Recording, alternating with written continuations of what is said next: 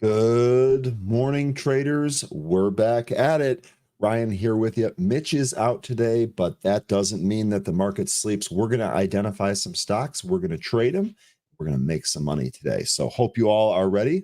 Let's start live trading. Winner, winner, chicken dinner. Those words have been dancing around my head all night. Oh, it's Vegas lore, that phrase.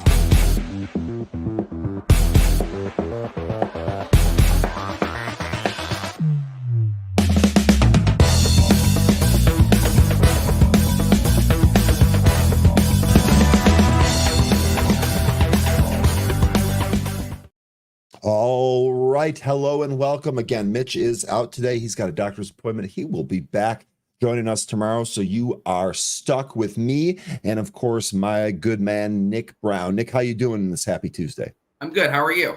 I'm doing all right. We got a lot of news. We got big shoes to fill to make sure that the show goes off without a hitch without Mitch here. You ready for that? We're always ready. Well, you got that right. That's the exact attitude that I wanted to hear. Okay, what I'm going to do here is I'm going to go ahead and get started with my SPY outlook real quick. I do have a couple of smaller stocks to talk about off of the movers tool. We'll examine that and kind of prepare for that. And I'm going to turn it over to you. I know you said there's a lot of 13F filings. There's some news going on. And then with whatever remaining time that we have, we'll go through some tickers from the chat. Great to see a whole bunch of familiar faces. Smoke Tuna, welcome back. Becca, welcome back. Eric, welcome back. Beach Bum Trading. Let me tell you something, folks. If you don't follow Beach Bum Trading, you are doing it wrong. Trading stuff and beaches pretty much throughout the entire feed. We absolutely love it. Sydney, welcome back. Good to see you. And I'm sure everyone else out there that is still getting their coffee, welcome back. All right, let's take a look at the SPY. Of course, we have another down day here for pretty much everything but NVIDIA, LOL. But the rest of the market looks like it might come in a little bit here. The one thing that you notice is that what recently happened is exactly what I thought was going to happen. We were going to bounce off this 444/50 moving average. They're right around the same spot. That's exactly what we've done.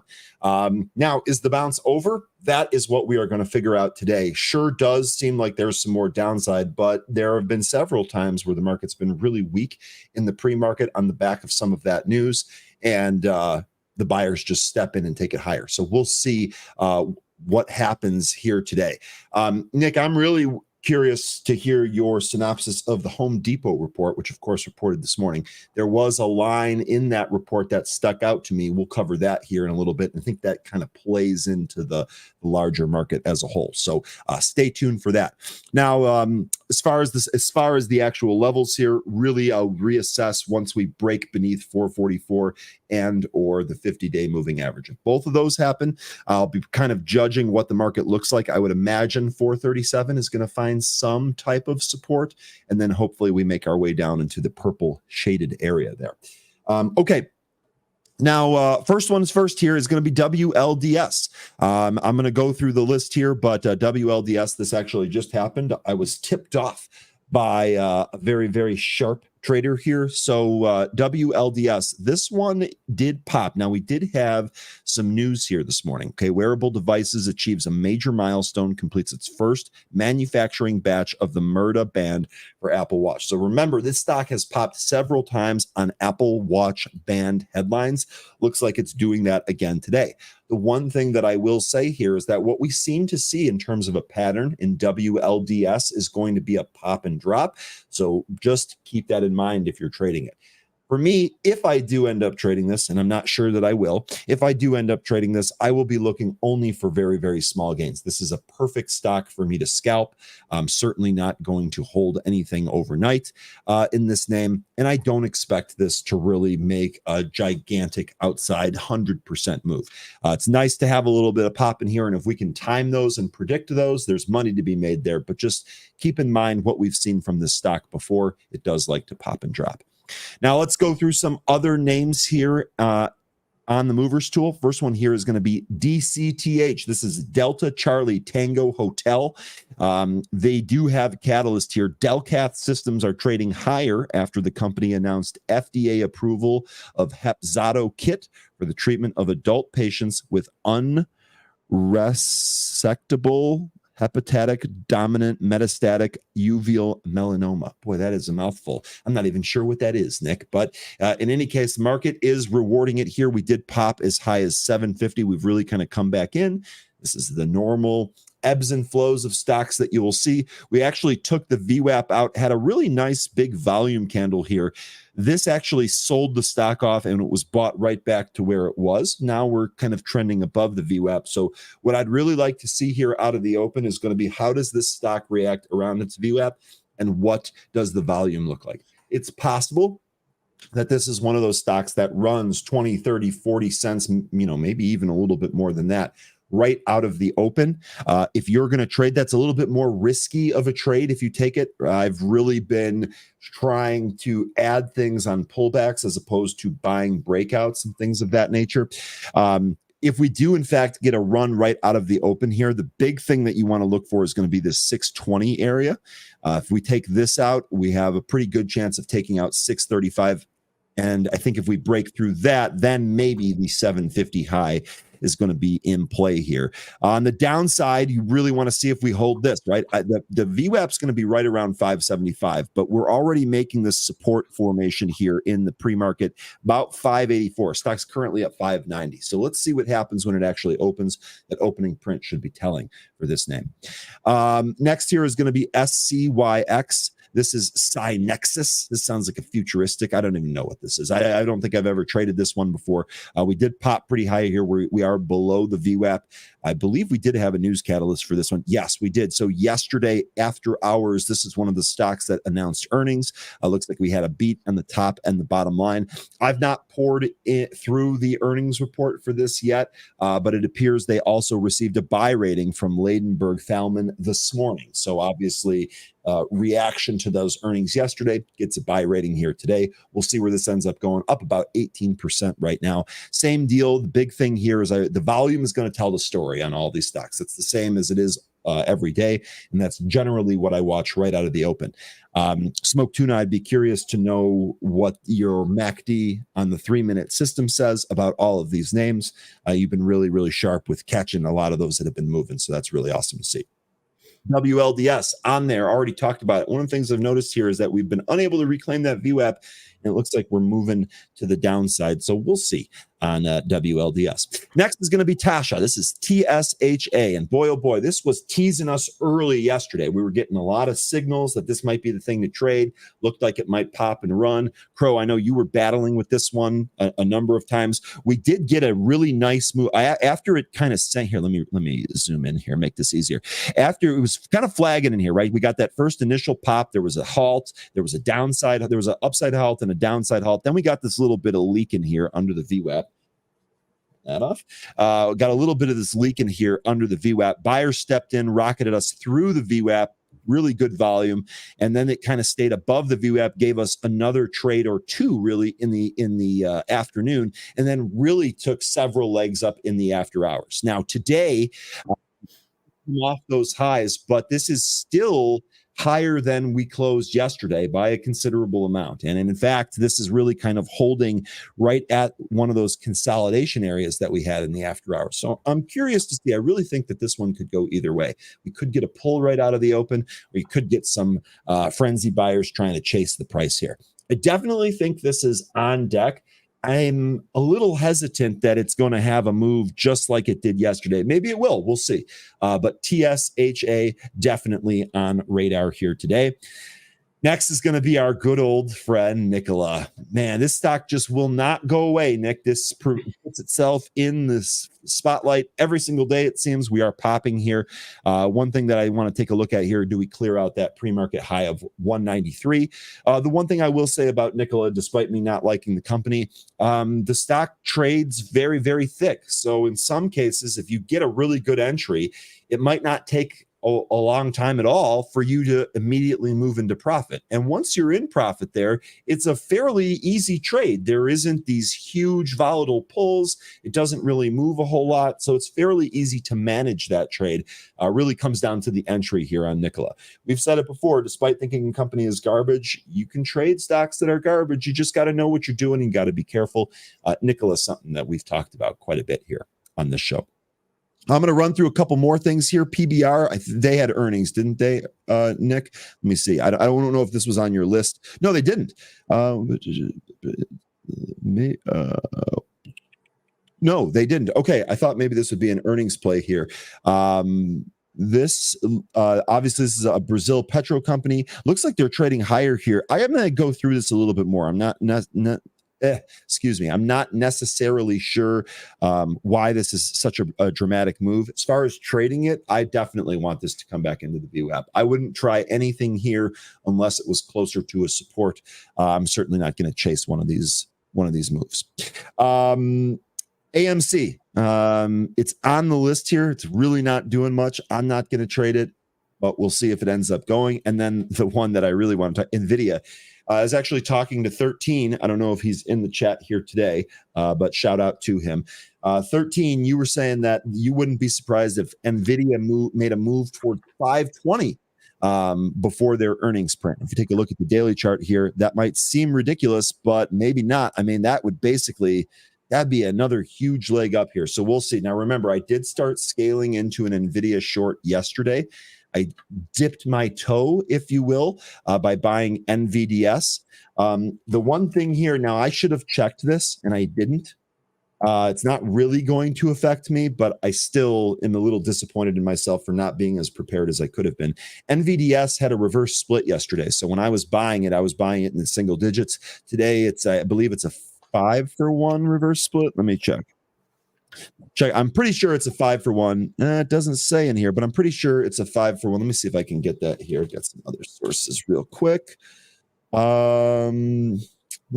Anyway, I think basically my position went down by 5, so I'm pretty sure it's a 5-to-1. Anyway, shouldn't really affect the price. Just makes the stock a little bit more expensive, a little bit more volatile. We'll see. I still want to try and short NVIDIA, but realistically, if this gets too far away from my buy-in price, I might just have to cut it and wait, as opposed to dollar cost averaging and then trying to make money back on the pops. I just don't know if we're going to have enough downside movement on NVIDIA for that. Okay, Nick, what do you want me to take a look at here for you to cover? I was going to say we can roll through some of the 13Fs and then we'll cycle through a lot more during the show because there is a lot of news we need to get to. So we'll just start off with Berkshire Hathaway. Remember, these 13F filings are as of Q2 at the end, so June 30th. BK, what is Berkshire? Berkshire, BRKB. BRK. Something like that. I always mess it up. Here you go, BRKB. All right, so he's boosting his stake in Capital One, ticker COF, and Occidental Petroleum, ticker OXY. He's reducing his stake in Activision Blizzard, ATVI, Chevron, CVX, General Motors, GM, Globe Life, GL, and Celanese Corporation. Never even heard of this company, ticker CE. He's exiting his position in McKesson Corp, MCK, Martian McLennan, MMC, and Vitus Energy, VTS, and he's adding DR Horton, DHI, NVR, ticker NVR, and Lennar Corp, Class B, LENB. If you want to transition over to, we can do Icon, Carl Icahn. His holdings would be Icon Enterprises, IEP. You can throw that up there. He's boosting his stake in Southwest Gas Holdings, SWX, Icon Enterprises, IEP. He's reducing his stake in First Energy, FE, and he's exiting Cheniere Energy, LNG, and Herc Holdings, HRI. Ryan, we're going to cycle through a lot of the other 13Fs from like Tiger, Viking, Third Point, all through the show. But if you could throw up NVIDIA, there was some news yesterday after the close from the Financial Times saying Saudi Arabia and United Arab Emirates are buying up thousands of the high-performance NVIDIA chips crucial for building artificial intelligence software, joining global AI arms race that is squeezing the supply of Silicon Valley's hottest commodity. That is according to the FT. According to people familiar with the moves, Saudi Arabia has bought at least 3,000 of NVIDIA's H100 chips, a 40,000 processor described by NVIDIA chief Jensen Huang as, quote, the world's first computer chip designed for generative AI, end quote, via the public research institution King Abdullah University of Science and Technology. It's going to be very interesting because NVIDIA did get some price target increases today. UBS upgraded theirs. Baird, we got a few over the last few days here. They report earnings next week, I believe next Thursday, the 23rd or Wednesday, the 23rd, after the close. So just watch there. If you could throw up a chart of Amazon, we got some news yesterday after the close. David Limp, Amazon's devices chief, is planning to retire in the coming months. That is according to the Wall Street Journal. Limp's planned departure would conclude a tenure of more than 13 years at the company, where he oversees Amazon's Alexa and a portfolio of other services and gadgets that have in some cases proven popular, but overall have struggled to make money. An Amazon spokesman confirmed Limp is leaving before the end of the year.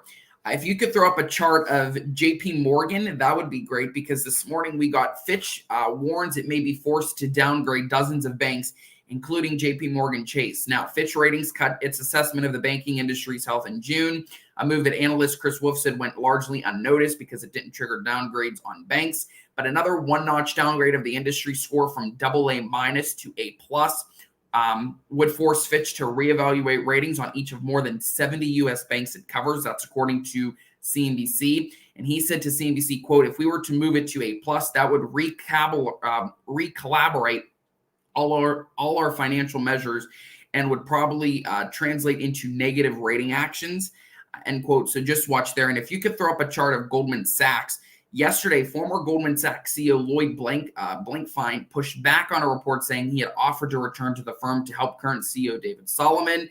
When asked if he would return to the helm at Goldman, as CEOs at Disney and Starbucks have done in recent years, Blankfein laughed and said it had never come up in a conversation. So, you know, we have a lot of banks, the KRE, we have Goldman Sachs, Bank of America. Remember, banks have been hit hard. It's going to be very interesting to see how these banks do through Q3, Q4 when they report Q3 earnings coming up in just a few months down the road, to see how exposure is doing. Are they getting more clients? What's the spending like? So just watch that. But we have about 2 minutes before the open. We could probably hit one more. If you could throw up a chart of Tesla, I think if you remember talking about this yesterday, Tesla has rolled out a cheaper version of its Model S and Model X vehicles here in the U.S. That's according to CNBC, as competition in the electric vehicle space continues to ramp up. The lower cost versions of both vehicles cost 10 grand less than the regular model. That's according to the website of Tesla. The Model X standard range starts at $88,490 versus $98,490 for the Model X.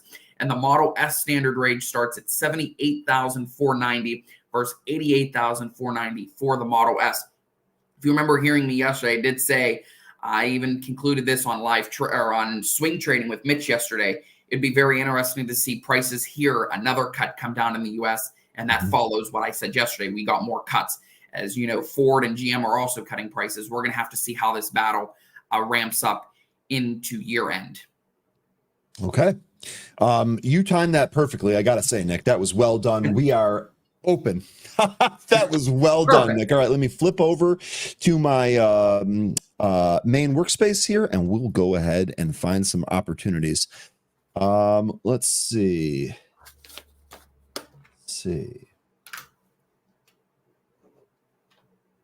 Looking around. Don't see much of anything yet.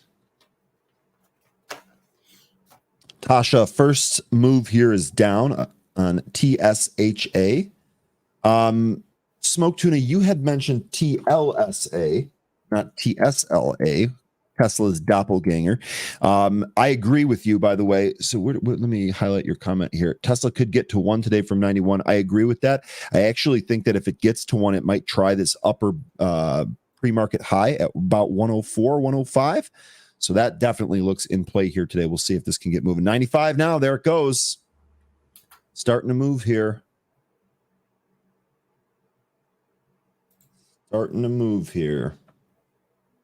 Coming back in a little bit. You saying SE is looking good? Are you playing this for a bounce? What are you doing here with SE? You're a little bit more short, I'm guessing. Maybe this is bouncing here. Let me see.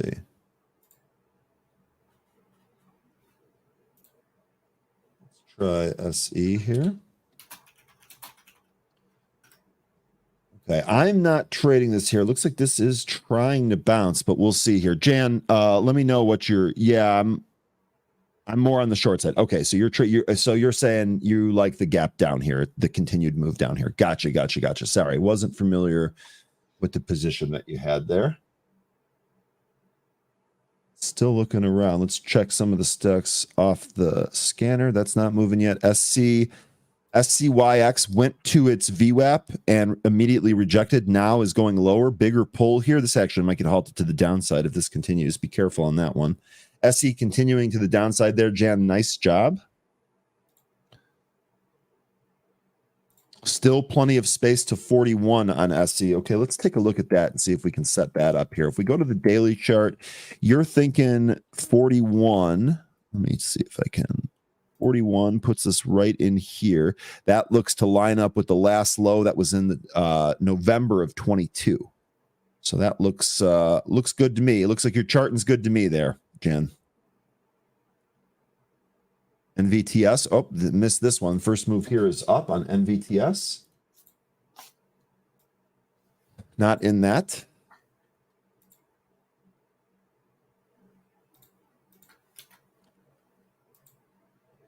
WLDS looks like this is moving here. This is one off our list. Going right to that VWAP. Let's see if this goes above the VWAP and make a move higher on WLDS. Be careful with this one, but this actually, to me, looks like the best setup so far. Let me know what you guys have in there. Raz, you're calling SCYX. I think that was before the pull, no? We shall see. WLDS, that VWAP I've got at 130. Let's see if they take it here. Here we go on WLDS. Let's see if we can push and go a little bit higher here on WLDS. Grabbed a little bit there at 130. Don't want this to go red on me. WLDS going a little bit here. Ryan, with your commentary, you could be probably a sports broadcaster for any major MLB or NFL sport. I would surely tune into that. Okay, so that's amazing that you just said that. You're really helping greasing my ego here. If you keep going, I'm going to have to grease my head down so I can get it through a door frame. Just kidding. I'll say this, Nick. One of the first jobs that I really, really, really wanted was to be a sports announcer and a sportscaster. Well, seriously, I didn't know that. I never went to school for journalism. I've been told my entire life that my voice would be excellent for that. By the way, out WLDS here, pretty much flat. Didn't let the trade go red on me. I used to work one of my first jobs when things, well, okay. So when I was in college, I tried to get involved in real estate. That was right around 2008. Plans had to quickly change during that time. So for a short period, I actually worked in a bookstore. And in this particular bookstore, we would buy books back and we would page the customer on the intercom system. And I had probably 20 customers over the course of my time working there that were like, look, your voice is something else and you should be doing something in radio or something like that. If anyone knows anybody with a hookup, get at me. I would love to do that. I can do it from my home. I'd be happy to do that. I'd be happy to do that. So it's never too late, Ryan. You got that right, Wiss. You got that right. Okay, DCTH. Whoa, what happened to my chart here? DCTH, great call. Was sorry I went on my diatribe there. Matt Crow.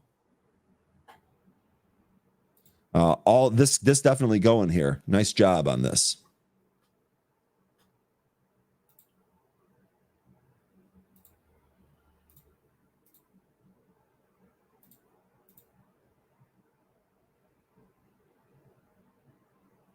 Just looking around here. Sorry.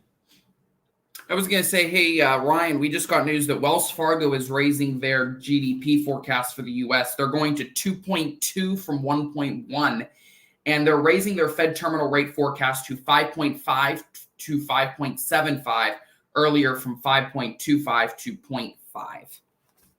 Okay. What do you think that means long term? I don't have an angle on it. For GDP, it's interesting because Japan actually reported last night out of the ballpark growth numbers. I think 6% for their GDP, and it was only supposed to be like 3.1%.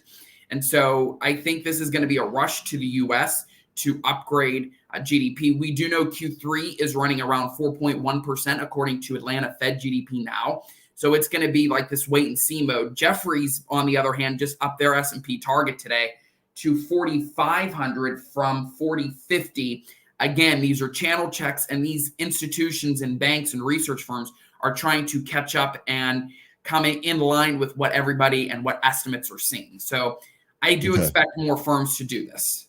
Okay. WLDS, by the way, going higher here. So for any of you that either got a better entry than I did, stayed in it, or rebought it, looks like this is going higher here. If it snaps 136, I think it definitely goes higher. Actually, I might even try to play that. I know you guys are on DCTH. Sorry, trying to get my tickers straight here. I know it's really annoying when I mispronounce those, and I'm definitely doing the best job I can here. But WLDS looks like this is trying to go higher. 136, clearly the spot at the moment. Little bit of size there.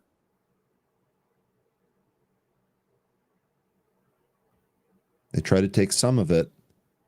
There they go. They took it and it popped right through there, right through that spot. Nice job on WL. I actually didn't grab any on that second move there. So, all right. Tight stop really stopped me from making money there, but that's okay. It kept me protected, so not the end of the world. We'll wait for this to set up again. Remember, WLDS, I've seen this break hearts. I've seen it pop and drop. I want to keep myself protected. That's for sure. Okay, looking around here. Let's check in on NVIDIA. NVIDIA moving higher still. So my NVIDIA short via NVDS not doing too well. Thank gosh I took that really, really small. Thank gosh.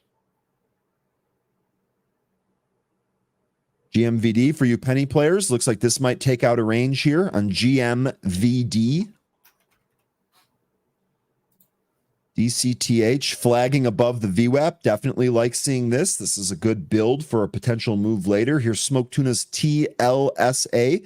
Interesting. Here, let me reset this chart here. Interesting thing here is this actually came down. Was this a support? Yeah, this was. Really kind of one of these, the other spots in the pre-market. So maybe a potential better entry here. That move to 1, not out of the question yet. Not out of the question yet. TTOO, this is a penny. We'll see. NVOS pop. Got a lot of penny plays here today. I want something other than a penny play, but see if TSHA reclaims that VWAP.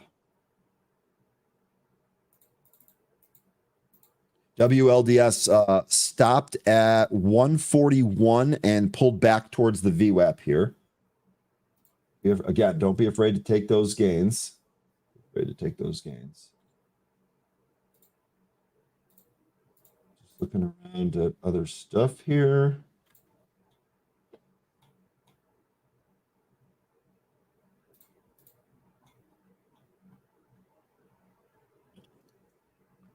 DCTH. This does look like this wants to go higher, doesn't it, folks?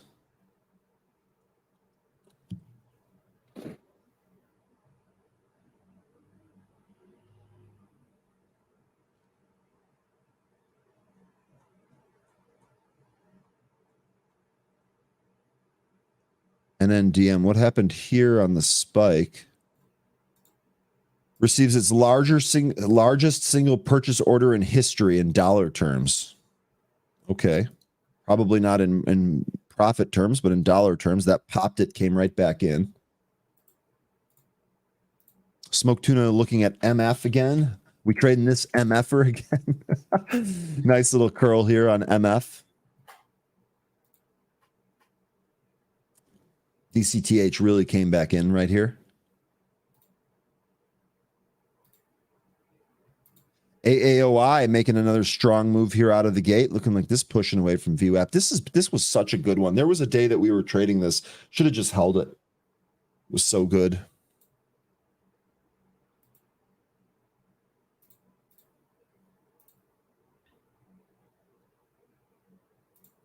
GMVD popping. That one's going here, by the way. DCTH, big pull on DCTH. Look at this. Let's see if it holds this area here. 561. Let's see. There was kind of tempted. Yeah, I'm going to Okay, I'm going to take a starter here on DCTH, and if it goes lower, I'm going to add a little bit. Stop here at low of day, 560. And on the small position, that's just a paper cut. Oh, here we go. Here we go.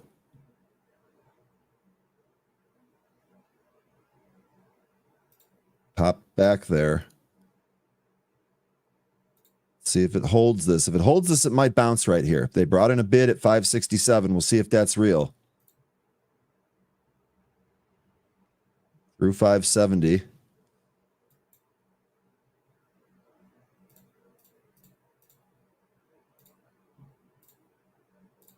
That 567 is real. They were hitting that bid that they brought in. They were hitting it, but it hasn't fallen yet. There it goes. Remember, going to stop here at 559 if it goes there.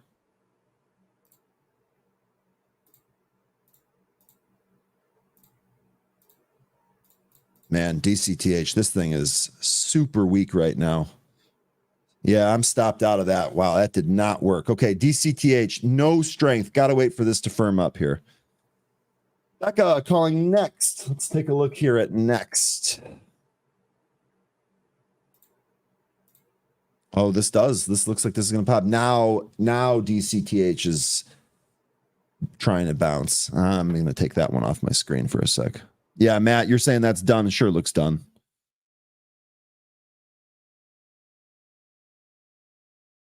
Told you to go WLDS and avoid DCTH. Yep, just trying it for a bounce here. Didn't take it off that flag. Wanted to stick with what I've been saying.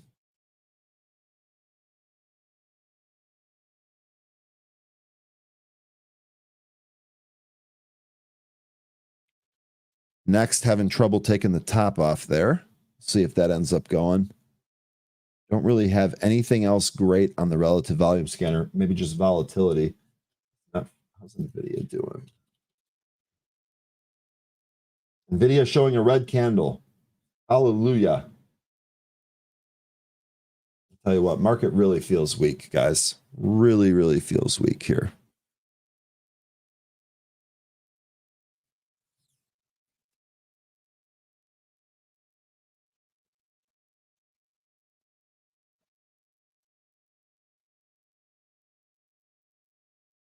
Still looking around.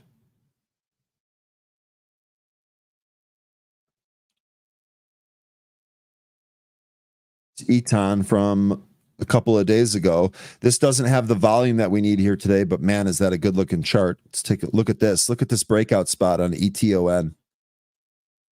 ETON, this looks like a possible breakout above what, 430, 428 here.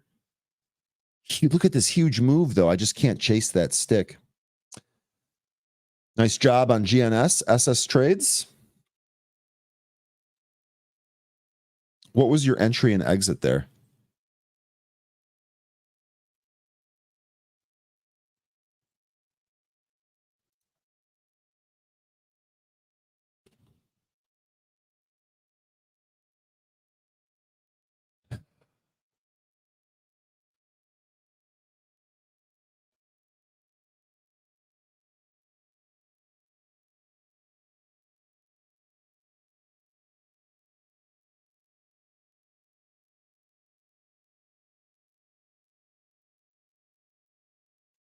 There we go. There we go. I just saw Tesla there. Sorry, folks, a lot going on here.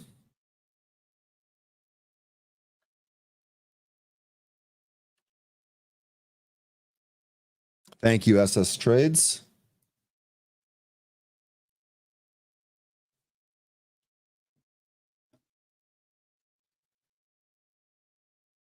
SE Knife, that's a great short, Jan. Sounds like you really hit that one. C Limited. Man, big down move. Great job there. Solo, this was halted earlier, right? Becca, weren't you mentioning this one? Yeah, so this is a merger. I don't know much about this other company. Anyway, that's an interesting one. Nick, I'm sure you probably don't cover small stocks like that, but that's interesting. No, that is interesting. Maybe that's the new meme stock. Who knows? We'll see. Yeah, NVOS for you penny players, pretty decent move there.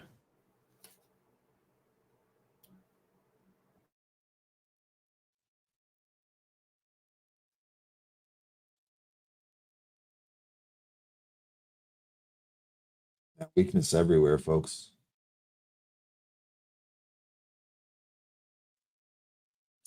SYTA says Smoke Tuna. Let's take a look. Oh, there you go. Would have liked this push off the VWAP. This has run a little too much for me so far, but I do like this. This is a good spot. At least keep this on the radar here. DCTH might be bouncing now. Really nasty pull there, but that's when you want to buy it.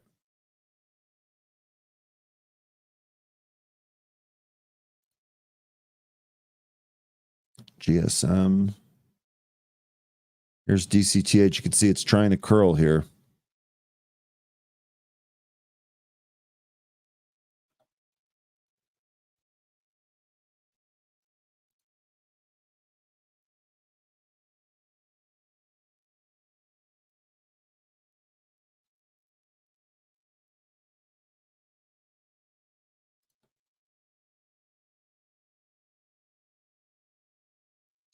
See if we can keep getting a bounce here on DCTH. 560 looks to be one of those spots. Remember, that was a spot on the downside, so we'll see if that's now resistance on the upside. Got to get through that to go.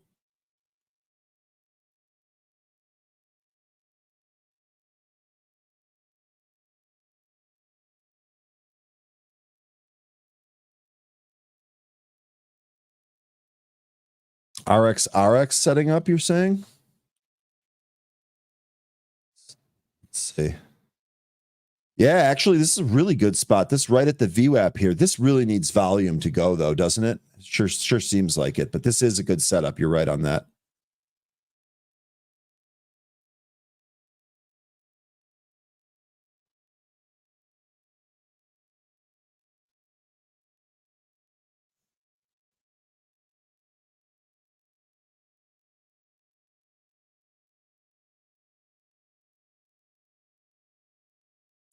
WLDS trying hard. Got to be careful with this one. That's what I'm saying. That's what I'm saying. TSHA looks like that's moving. I don't think this one's done yet. I don't think TSHA is done yet. This would be a decent one to watch here. We're above that VWAP. Let's see if this gets rolling here.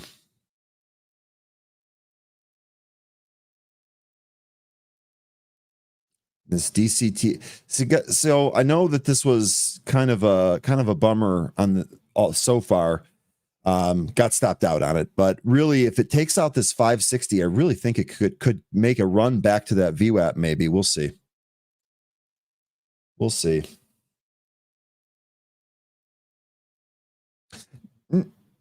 Nick, what did you think of the Home Depot report? I thought it was pretty decent. I mean, EPS came in at $4.65. Estimate was for $4.46. Revenue $42.92 billion. Estimate was for $42.13 billion. Comp sales were down 2%. Estimate was for down 4%. And U.S. comp sales down 2%. Estimate was for down 3 and like 6.5%. They still see full year sales down 2% to 5%. They reaffirmed their 2023 guidance. The $15 billion buyback replaces the previous authorization. I mean, going through the release and trying to pull out some good quotes and trying to see what the CEO says, or the CFO, I should say. One quote that I think that means a lot is, quote, "We don't expect to see meaningful inflation in the second half of the year." But then he also goes to talk about how people already spent a lot of on Projects Home before and during the pandemic. And he says, quote, it was a really good quote. He says, "We have seen continued caution on the part of consumers when it comes to larger ticket, more discretionary spending." Yep. He said, in some cases, homeowners already made those bigger purchases during the pandemic. In other instances, they are likely deferring them because of higher interest rates. He says that supply chain disruptions is, quote, "largely behind us." Overall, I thought it was a decent report, reaffirming the guidance, beating on the top and bottom line, beating on the metrics, $15 billion buyback. I think this is going to be a start to see, and maybe this theme and this trend is going to continue in Walmart, Target, Lowe's, but also in my area, we don't have a Home Depot. We only have a Lowe's. Mhm. And so in my area, a lot of people, Lowe's is the biggest spender instead of Home Depot, because a lot of stores have a Lowe's and a Home Depot. We only have Lowe's, but we also have a Target. And Target has been facing some pressure regarding thefts. They've had a lot of money, I think 500 million, I think in the one report I saw. So we're going to have to see how long and how these stores are coping and what they're trying to do to improve thefts so those don't happen, because that's a lot of money being wasted right there. Yeah, it sure is. That whole thing really bothers me. I'm going to be honest with you. I don't, I don't want to get too involved in it, but they're literally not penalizing people. They're saying that it's okay for people to steal. They're giving people the green light to steal. This has to stop. Period. This cannot continue. I don't care where you are or this cannot continue. Okay, it cannot continue. It's really, really, really bad. And it sucks because some of these companies are really going to have to get hurt for people to wake up and say, hey, we need to change. And we do need to start prosecuting these people. We do need to fix this. I was going to say, Ryan, did you see that woman? I think it was for Sam's Club, I think down in Georgia or somewhere. She got fired because she actually went after. That's what I mean. Like, not only are they not prosecuting these people, they're firing employees that are trying to stop it. Like, there's something else going on. There's something being orchestrated behind this. I'm not trying to spread conspiracy theories, but this is really, really, really bad, and there are people responsible for it. Yeah, I watched multiple videos that were taken in California of people going into stores and walking out with their hands full. They're not even afraid. They don't even run anymore. They just walk out because they know nothing's going to happen. I mean, it's so bad. It's so bad. I don't know what the solution is. I don't know if they need to up security. I don't know. Yeah. They need to actually have penalties for this. Yeah. That's what the problem is. The criminals are feeling emboldened because they know nothing's going to happen. But after this week, I won't get into it. Which one are you going to pick? Are you going to pick Home Depot, Lowe's, Target, BJX? I wouldn't buy any of those for my portfolio, not at this time. What I would pick if I needed to go to the store, I go to Home Depot and Lowe's. I go to Lowe's if I'm gonna. I think the stuff that you put in your house, like the actual things that you're upgrading, are just better at Lowe's. So I'd go there. Plus, I have a Lowe's credit card that gives me a discount on anything I buy there. But for quick, smaller things, I go to Home Depot. I've got one that's right around the corner from me. What about Costco? I know you shop at Costco a lot. Yeah. Oh, if I can get it at Costco, I get it at Costco. When I remodeled my bathroom, I bought two. Not only did I replace the toilet in my bathroom, but I was like, you know what? This toilet's so good, I'm going to replace it in the other bathroom. So I got two of them. I got my vanity mirror. Costco card because they're coming down with people trying to impersonate different people using. That whole story. Yeah, so the crackdown there is what they're doing is they're checking your ID at the self-checkout. I will be honest, I don't use the self-checkout. I go to the lines because I'm one of the first people in the store, so there's never a line when I'm going to check out, and I just have one of the attendants do it. I know all their names. They're all really nice people. So I don't maybe I can be Ryan Faloona 2.0. I mean, whatever you do not get my Costco membership suspended, or you and I are going to have words. By the way, SYTA here. I know you guys were talking about this earlier. This was halted, opened higher, came back in. Looks like it was this just one halt? Yep, just one halt here. So it looks like this is making another run towards 5 here. We'll see. Otherwise, folks, I got nothing. I really don't have a whole lot here. I'm getting my butt kicked. Being Ryan for a day. We all should do a challenge, me, you, and Mitch. We should just switch each other for a day. That would be so cool. Yeah, I would love to be Ryan 2.0. Santos saying, if you guys have money, you should move out of cities. Amen. And I think that one of the things that you're going to see is that this trend is not over. there is going to be more of a flight. And me personally, I don't live in the city. I live in a suburb. So let that be known. But I am trying to move even further away from the city. I love Chicago, but I'm sorry. I got to go somewhere else. It's not palatable to live here anymore. I want to go to Montana. Raz says I'm too nice. Becca agrees. Okay. I'd rather have you guys agreeing that I'm too nice than too much of a jerk.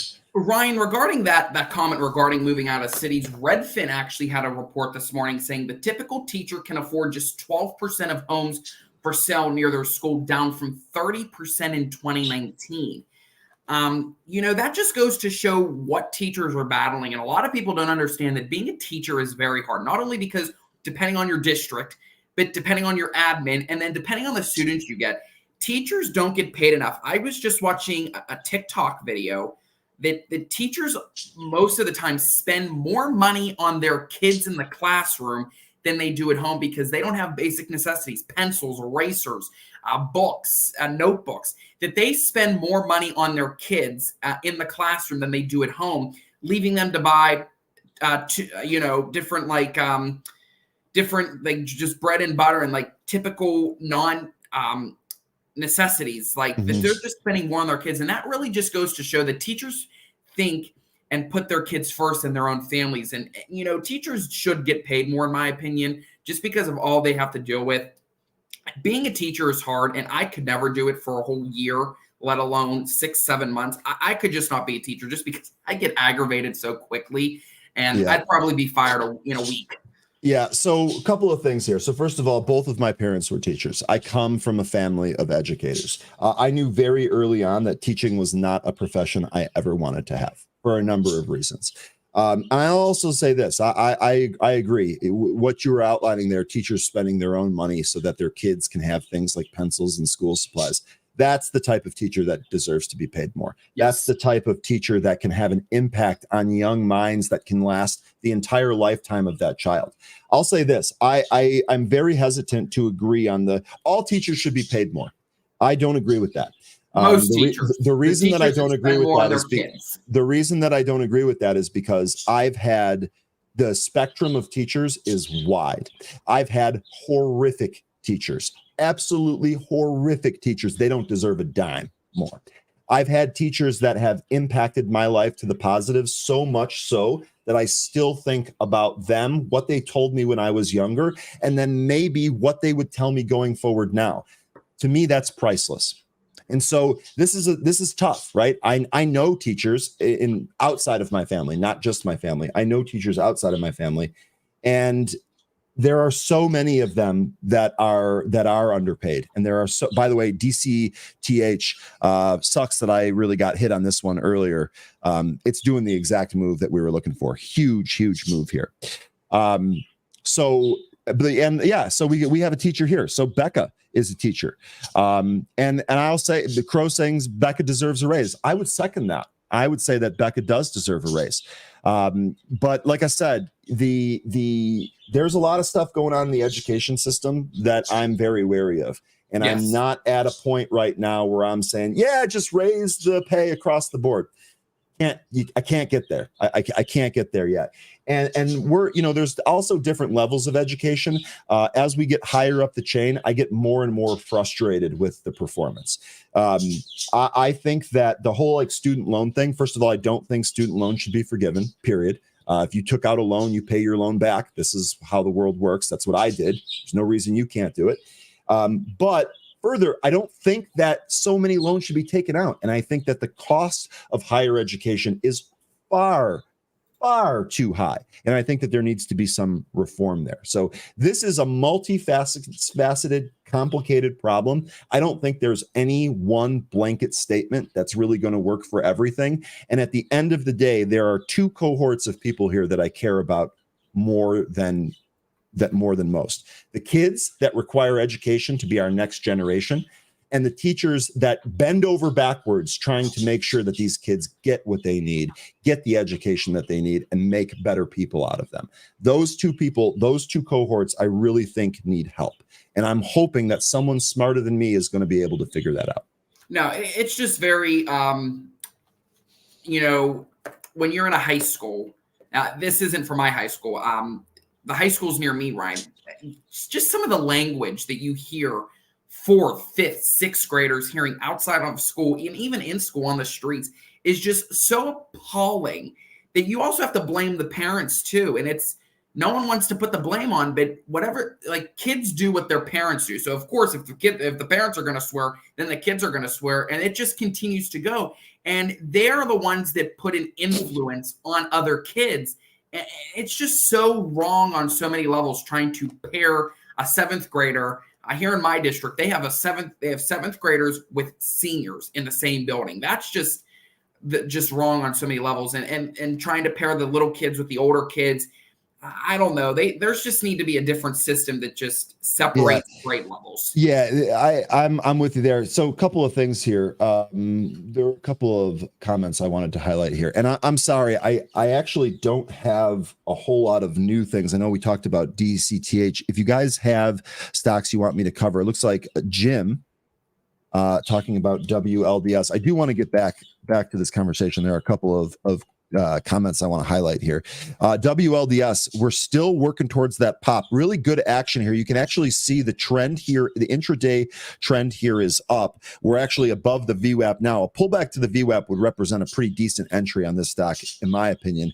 DCTH, we'll see.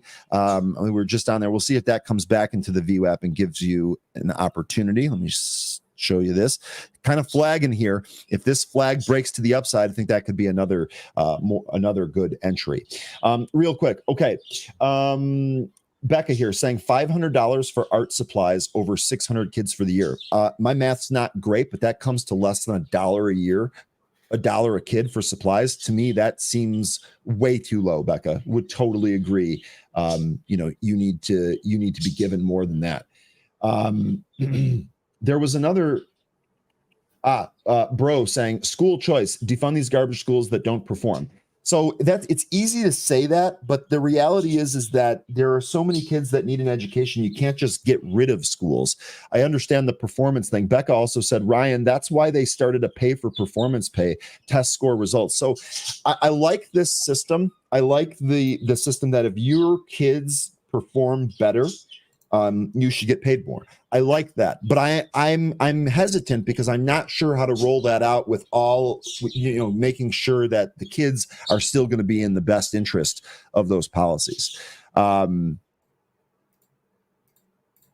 then there was another one here about school choice. I really can't see that. I can't find it here.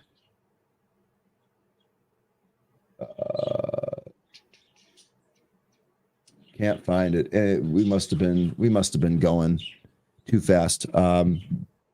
Yeah, but see, yeah, and it's just it's not an easy problem to solve. Basically, it's not an easy. It's not an easy problem to solve. So there's fighting there. There's bad stuff happening directly from teachers. Like I said, there are some real bad teachers out there.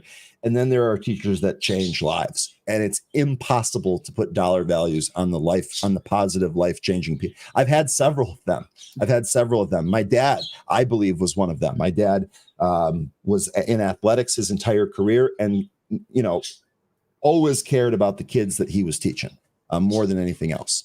Even kids that he wasn't teaching cared about. So I totally get it. It's the teachers that stay after till 6, 7, 8 o'clock trying to help the students learn math or understand reading. Exactly.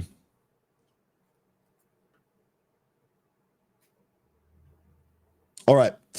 DCTH, Crow, you're saying this is trappy. Let me tell you something. I agree with Crow in the sense that this stock is volatile and all over the damn place. Not easy to actually trade this one. Again, watch for the pullbacks. Buying the breaks really puts you in bad shape here. The stock has been above, below, and back above 6 several times here today.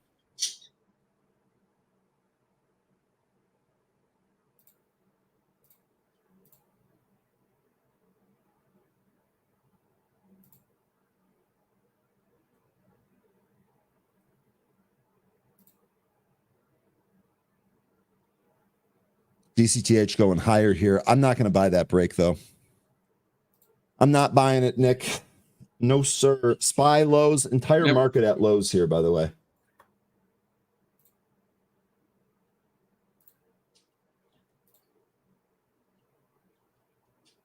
Delcath going higher here.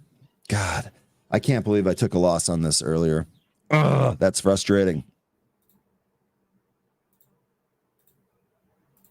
And look at this pull. Look at this pull. Look at this pull. That was 650 to 570 in a hurry. In a hurry. Crow, that's the trap you were talking about, isn't it? That's the trap you were talking about. They're trying to retrace that candle, but man, this is all over the place.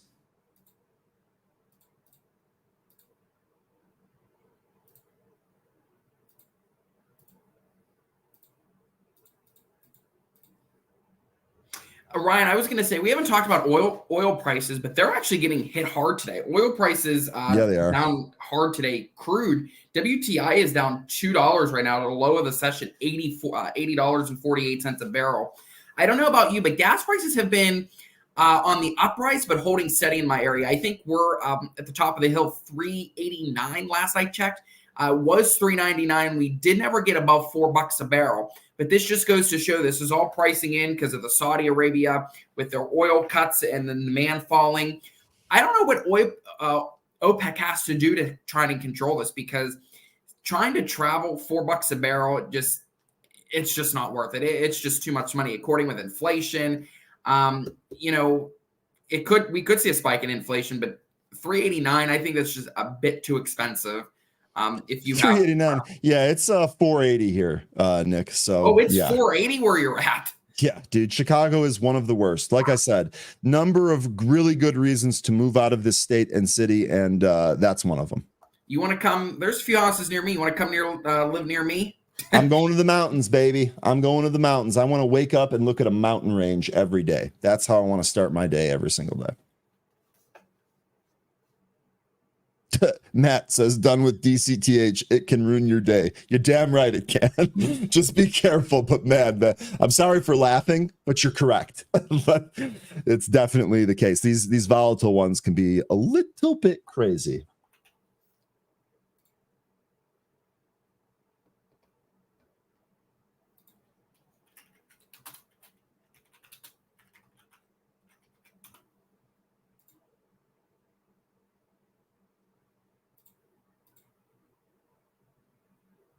Just to finish up that discussion on teachers earlier, first of all, they should end tenureship. I don't think that should be a thing. Number one, because people that receive tenure become complacent, and then the kids are no longer the priority. And school choice. I think school choice also helps. We were talking a little bit about that pay for performance. I think school choice dovetails nicely with that.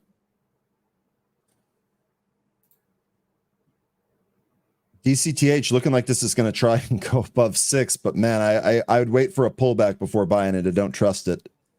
Don't really trust it at all here.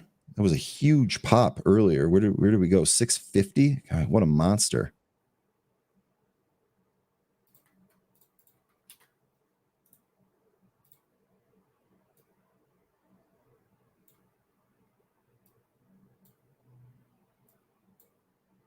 Tuna, you were saying that the MACD was green on this. I'm going to try to read your comment here in a sec.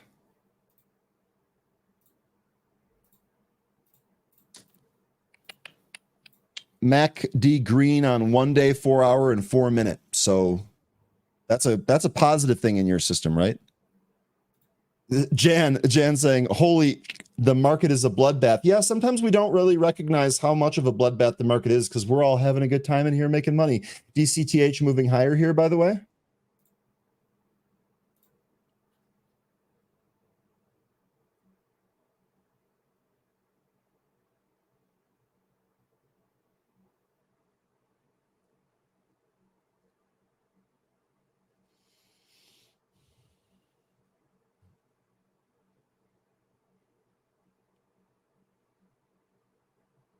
Mm.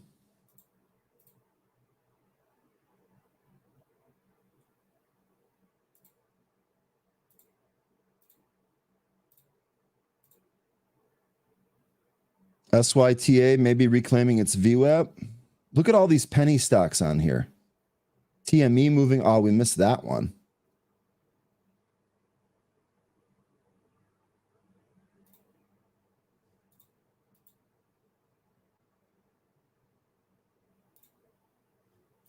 Let me catch up on the chat here. I haven't been paying enough attention.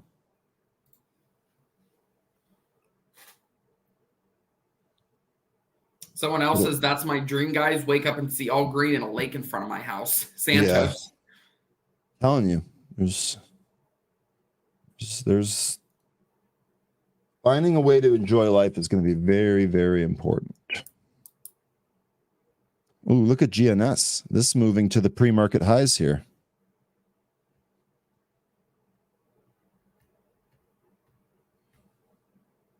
Jay Summers saying the average price of gas in San Diego County is $5.17.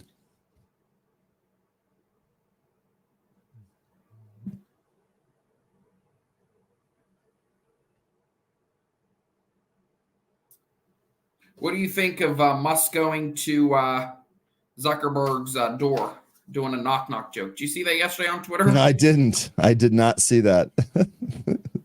These two guys, man, it's like a reality show that you get to watch in real life for free. It's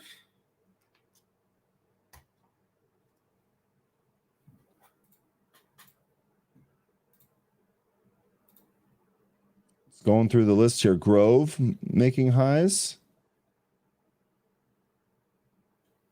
Next, Becca called this one earlier. Next, looking like this is trying to reclaim the VWAP here on Next.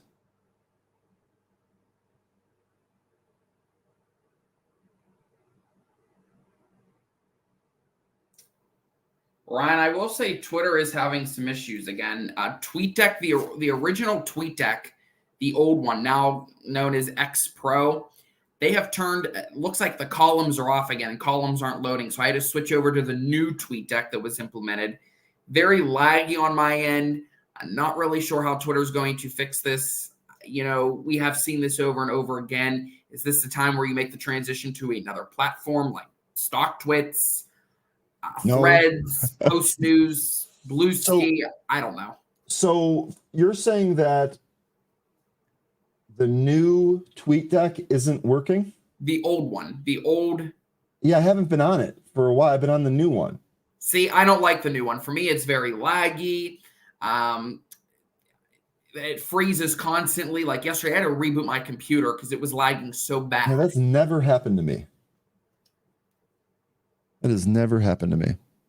San Diego Costco gas, $4.89. Geez, I'm complaining about $3.89. Yeah, it's the Costco. I get all my gas at Costco here. I think I paid $4.81 over the weekend.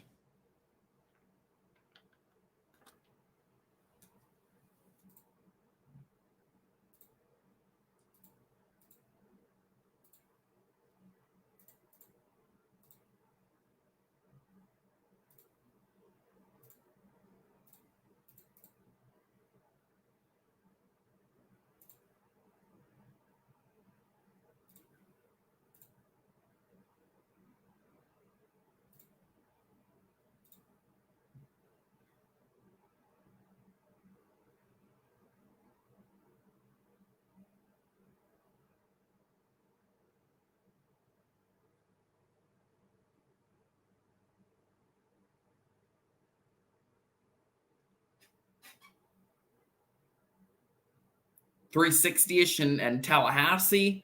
I know down south they say gas is, I don't want to say very cheap, but I hear it's like $3.20, $3.29. Sorry, I'm dealing with some stuff here. I'll be back to that. Bex, if you're still out there, Next, reclaiming the VWAP, looking good.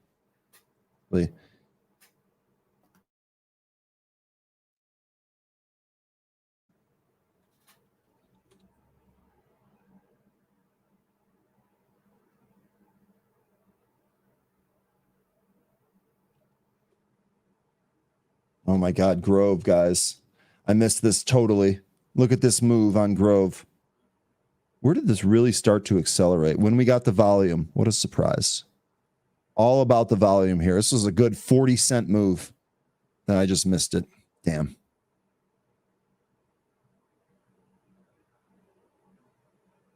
David Lynn. Wow. Gas 309 at Costco in Knoxville. Awesome.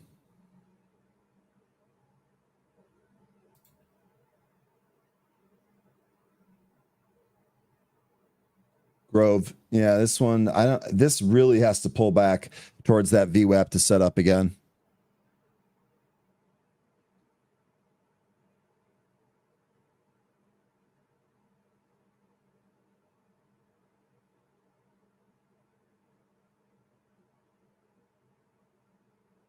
Here's your pullback. Let's see if we get to the VWAP on Grove here, guys. This might be a tough trade though. Just be careful.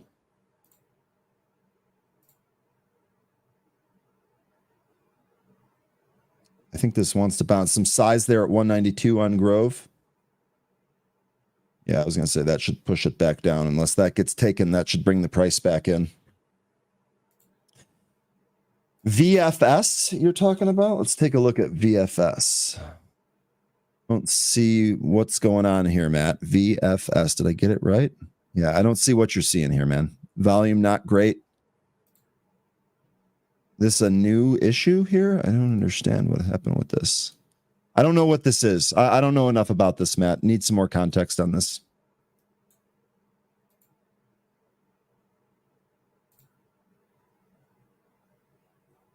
They just took out that spot on Grove. So this actually might be bouncing here. Here goes Grove going higher. Let's see if it takes out 3. Oh, let me put it up here. See if it takes out. Oh, what's going on, chart? You having trouble?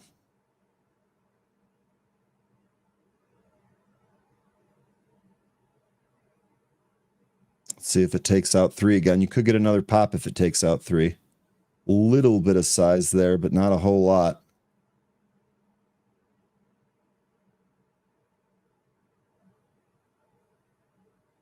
Oh, there's a spot there.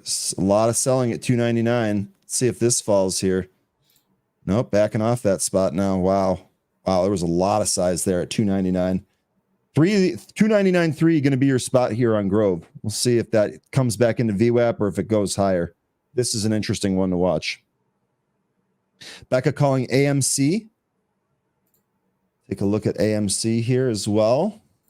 I'm going to come back to Grove. Up there. AMC, you're right about that. That reclaimed the VWAP. This is going higher. This definitely has some strength here. I'm going to stay away from that though, per my rules. Let's see if Grove breaks 3 here. I'm expecting another big pop if we do. There it goes. There's your pop through 3. Let's see if we go towards those highs. I messed up the chart again.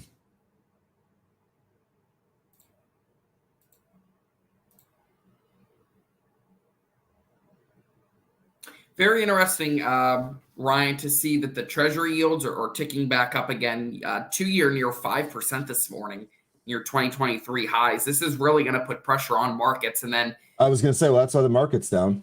Yeah, I was going to say we have the dollar near it's still about $100 over there.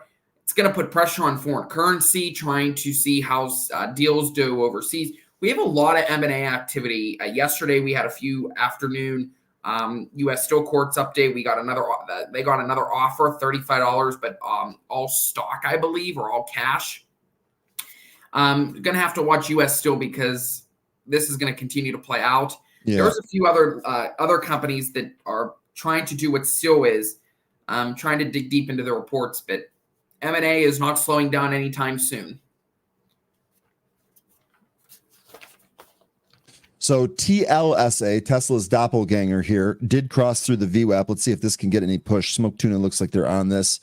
HCTI. That with a nice little volume pop here. Grove going higher here on Grove. Let's see if this goes. I'm not in this, by the way. I'll let you know if I get in it, but I'm not in this right now. By the way, Nick, my tweet deck, something went wrong. Try reloading. Let me try refreshing and see what happens. Old tweet deck or the new one? New one. Oh, told you. Here we go. Let's see. No, all I did was refresh it and it loaded. when you lay off 85% of your employees, the majority of them being engineers, well, that will tell you something.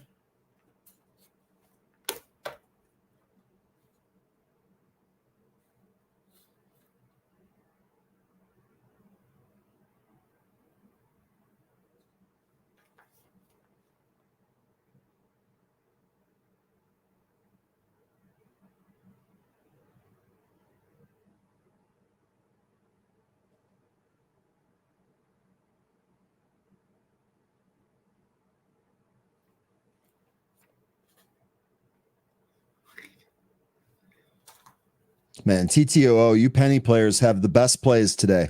No question. Look at this TTOO move. Good stuff there.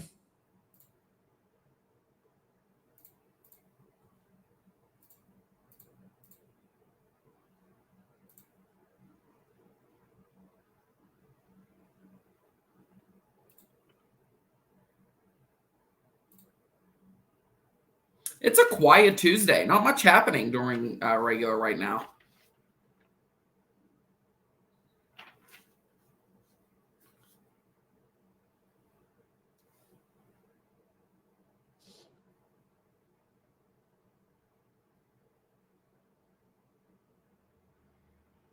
Okay.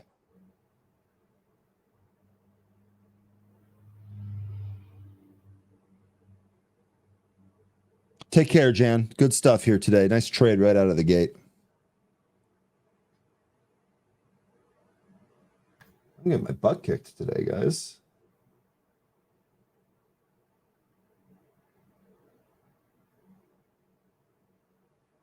I don't really see anything else going on.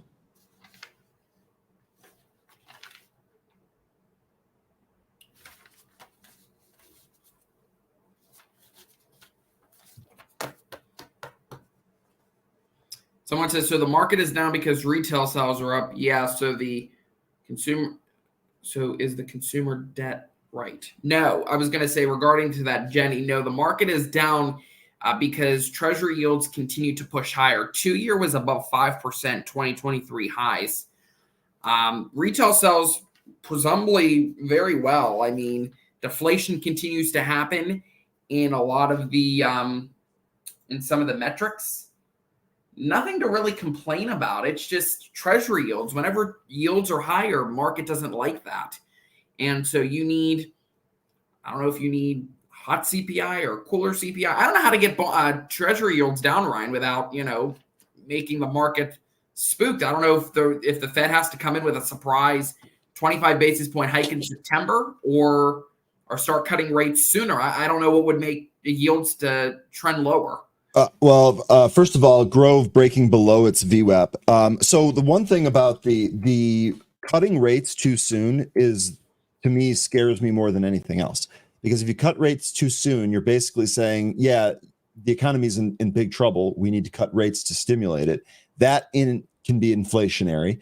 And I don't know that you don't want this to be a runaway process. So to me, I mean, I still believe I have a hard time believing they're cutting rates in early 2024 per the Goldman note that we heard about yesterday. I still think we're going to get more rate cuts this year, but I've been wrong before. I'll probably be wrong again.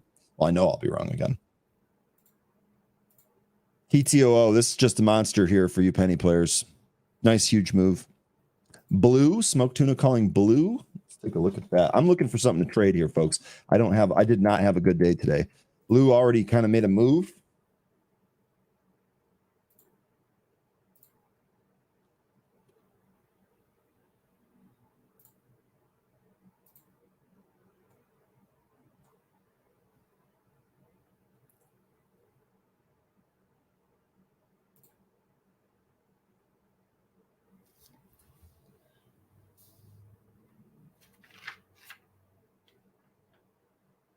TGTX, this making its way back up. Had a really good day yesterday.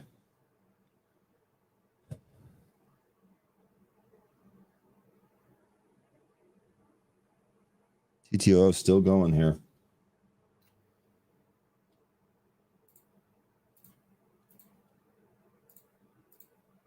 I was going to say, Ryan, well, there's not much. We can hit some of the other 13F filings. I think that'd be a good Sure.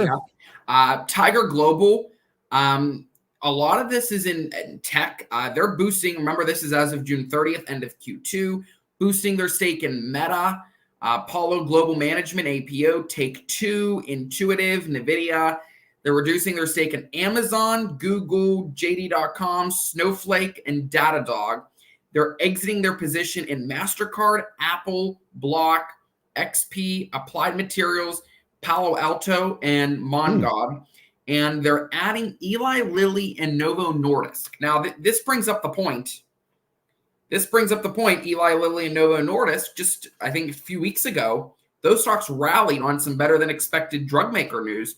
So it would be very interesting to hear in their next 13F filing or now or some point today or whenever, if they were still in Eli Lilly and Novo Nordisk when those that news came out, because if so, they would have made some big profits. Yeah, and I mean, I think that people are starting to see what these drugs can actually be. I think there's more room for it to run, and that might be one of the reasons they're going into it.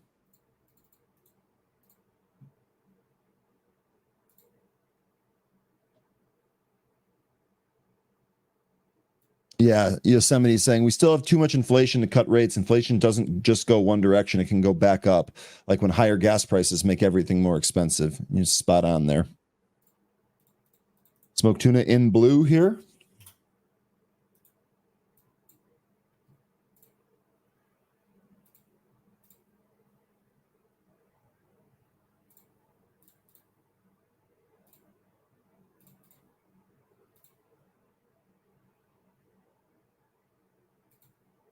Just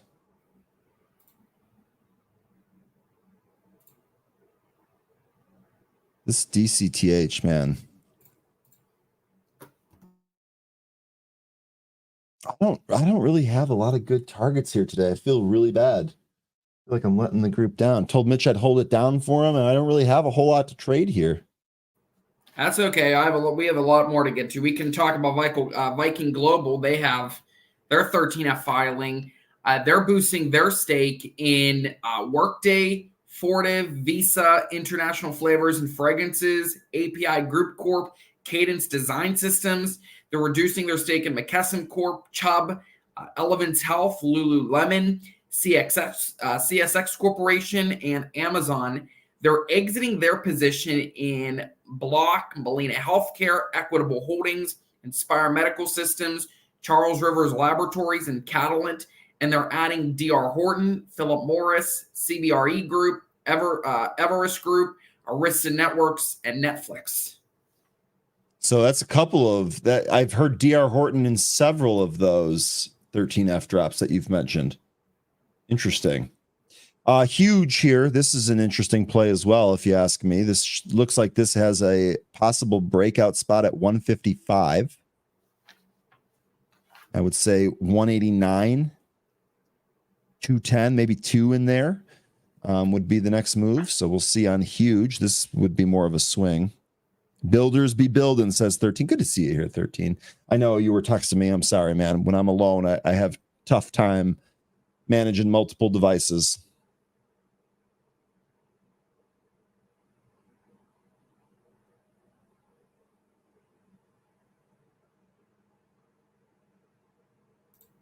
Soma Logic, yeah, I don't.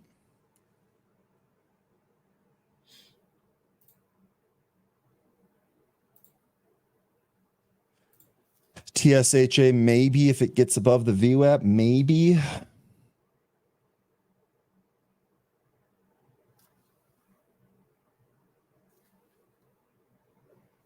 Matt here. I feel like Becca donated me $200. I just jumped in AMC when she called it. There you go, Matt. Good stuff. Becca be donating all. She's donating her time to kids. She's donating her money for kids' supplies. She's calling out stocks so other people can make money. See, that's just showing you Becca fits into that cohort of teachers that deserves more recognition, more pay, so she can make more lives better. Absolutely love to see that. Not surprised to see it come from our community either. Awesome. TSHA back up to the VWAP.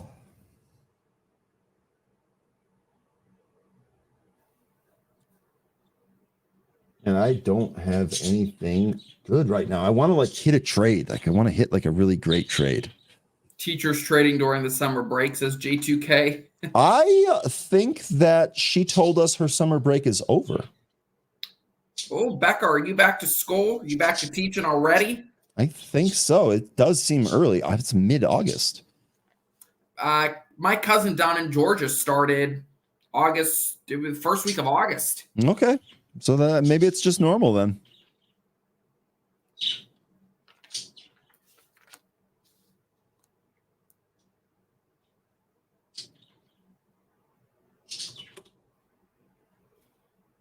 Hey, Ryan, I was to lead off your point, I'm trying to quickly go through here that the 13F filings and trying to see which stocks are being are similar and how each company is trying to if they're boosting their stake. It's very interesting that both Tiger Global and Viking Global both exited their stake in Block. And both Tiger Global and Viking Global are reducing their stake in Amazon. Okay. So Amazon and Block, negative. Where Third Point is adding to Amazon and Activision Blizzard, where Berkshire Hathaway, Warren Buffett, they're reducing their stake in Activision Blizzard.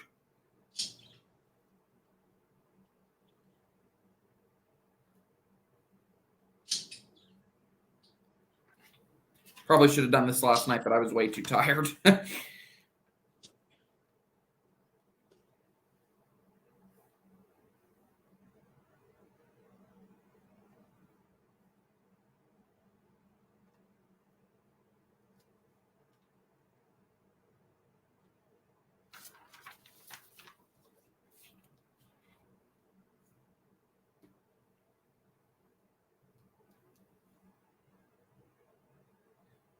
Someone asked, what's Kathy doing? You can sign up for her daily list, ARC trades, that I get every evening.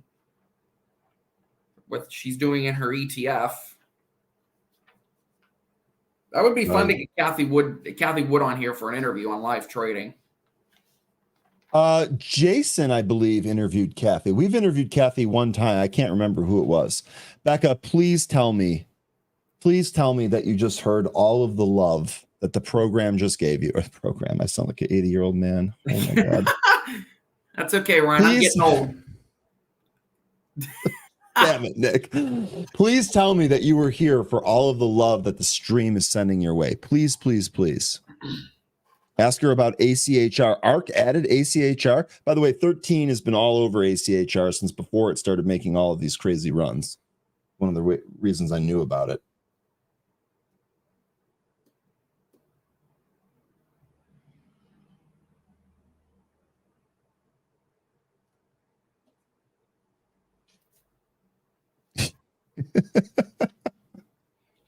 You knew in the World Wide Web. You know, if I'm going to call streams programs, maybe I should call the internet the World Wide Web. I'm not even going to abbreviate it. I'm just going to call it the World Wide Web. That's funny. I'm laughing too much at that probably, but got to laugh at yourself. If you can't laugh at yourself, what are you doing? What are you doing? Easy go, Smoke Tuna. It needs more volume here for me, but it is curling.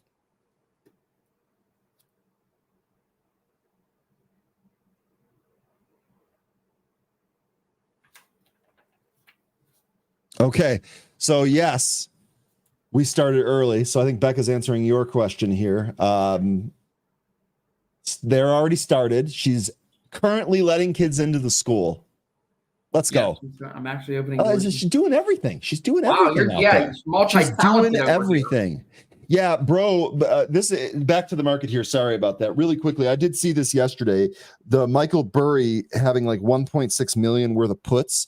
Definitely looking for the market to go down. I saw on Twitter, I didn't actually see it, so I don't want to say that it happened as a fact, but I saw on Twitter that someone was saying that people on the networks were saying that this was a hedge. Do you want me to cover Michael Burry? Because we got some of his trades yesterday that are worthy. Yeah, go. All right, I was going to say, okay, so Michael Burry dissolves his share stake in Alibaba and JD.com. He's also dissolving his share stake in Wells Fargo and PacWest. And as of June 30th, remember these are all of June 30th, he bought put options as of June 30th against $739 million worth of Invesco QQQ Truist Sierra 1, and he also bought put options as of June 30th against $886 million worth of SPDR S&P 500 ETF. I don't think it's a hedge. But he's been wrong so many times. True. Remember, these are as of June 30th, so a lot of these probably could and probably have changed now, especially if these are day traders like Berkshire Hathaway, Michael Burry. Pretty sure Icon's a day trader. Viking Global Community's probably a day trader.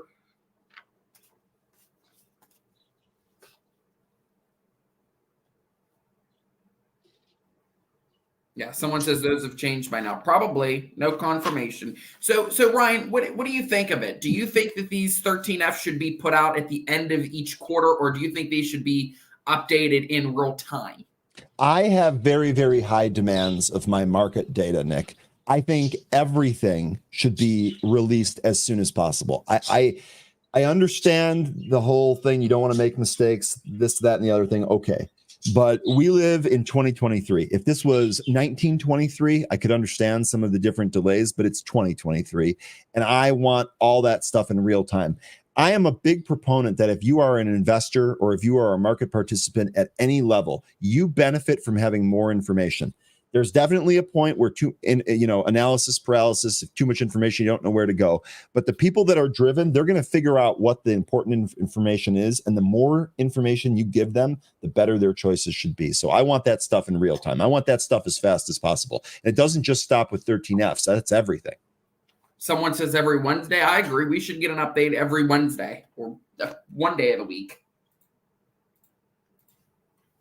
I was going to say, hey, Ryan, S&P 500 is down 1% right now, touching its lowest level since July 11th. So almost about a month low.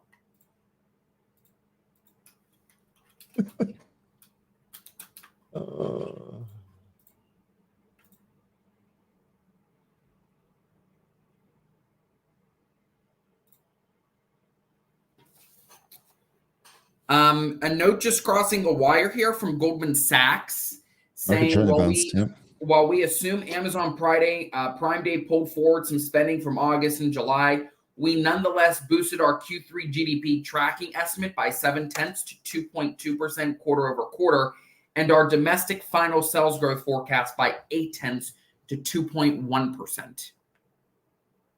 Okay.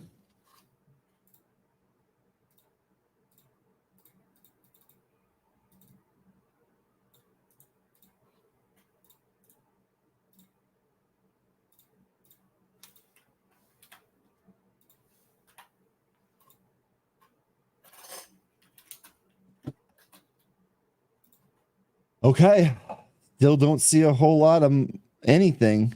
TSHA rejected at the VWAP. All right, 13. Let's take a look at IWM. Good idea. Good idea. Don't really have a whole lot. I got nothing on in terms of trades here. Don't really have any other setups that I'm interested in either, unfortunately. Oh, man.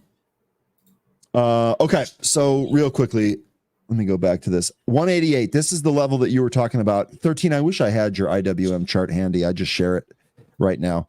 Testing this key level. Do you think it bounces here? It's definite. Look at this support level. Look at this 188 support level right in here. Last couple of times we've been above this level, we ended up breaking through it and going lower. So we'll see if that ends up happening here.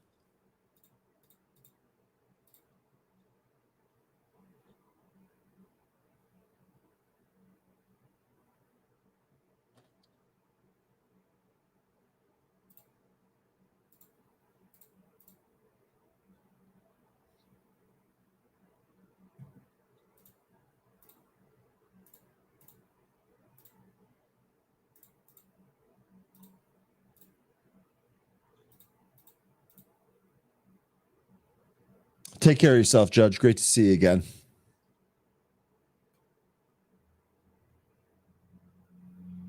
I'm seeing some VIX products pop up on the relative volume scanner. Looks like people are chasing VIX here.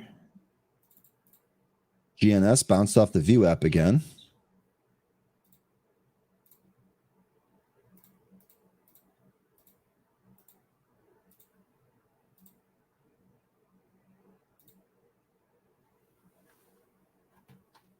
Grove, Crow. Coming back to the View app. Let's see. TSHA coming back to the View app as well. See if that ends up materializing. Grove rejected right at that View app. 286. That level.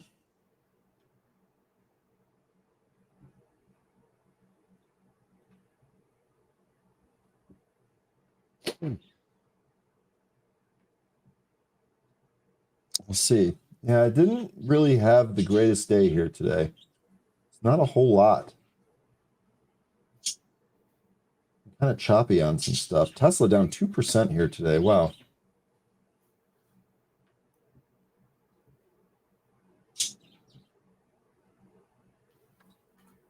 Okay. Grove right back to this View app. Grove back to the View app. You know, I'm going to actually try some of that huge in the Moomoo account.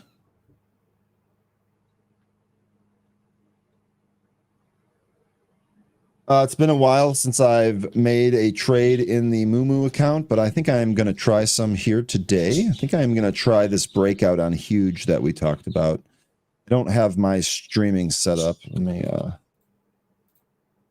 see if I can do that here real quick.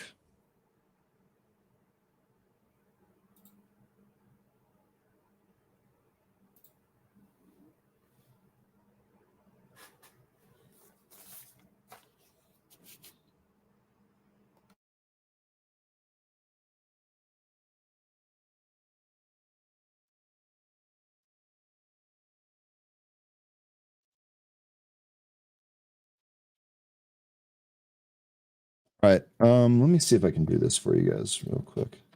Thought I wanted to share all of these trades, so might as well load that up here. Start virtual camera. Prevent extra camera. Boom, boom, boom. Oh, nope, that's not what it. Here we go. And there we go. And full screen. Okay, so Moomoo. So we talked a little bit about this huge. Let me go back to the daily chart and zoom in here and go this way. So we're looking for this breakout here on a potential move up towards 2.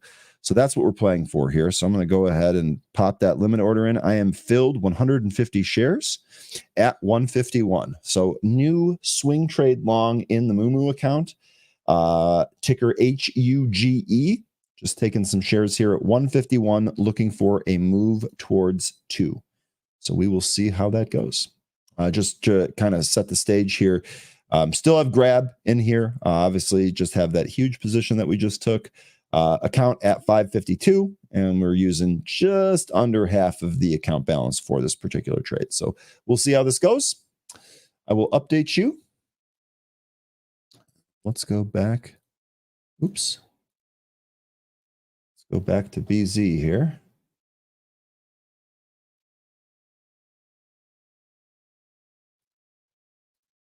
Okay. Okay. Let's go through this list. This level at 6 here on DCTH, this is going to be the most important level of the day here. We'll see if this can get above and through.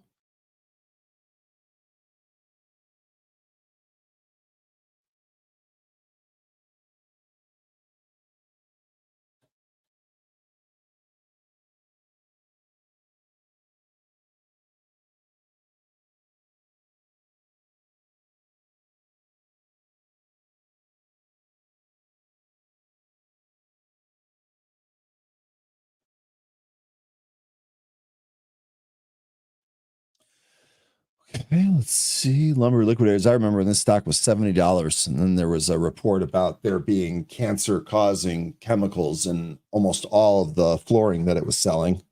Really Took a huge hit there. I actually traded that for puts really quickly. Wally's asking, Ryan, what trade did you just take? Wally, I took some shares of ticker HUGE at 151. Okay, so I paid 151 right up here. I'm down 2 cents on this. If we take a look at the daily chart here, the thesis is that 155 is a breakout spot. It's really showing some strength back up to that 155 level. I think if we break that 155 level, this stock likely has some resistance at maybe 170, 187, and then 2 to 211. So this is what I'm playing for. A move to 2 plus is what I'm playing for here. Good question, though.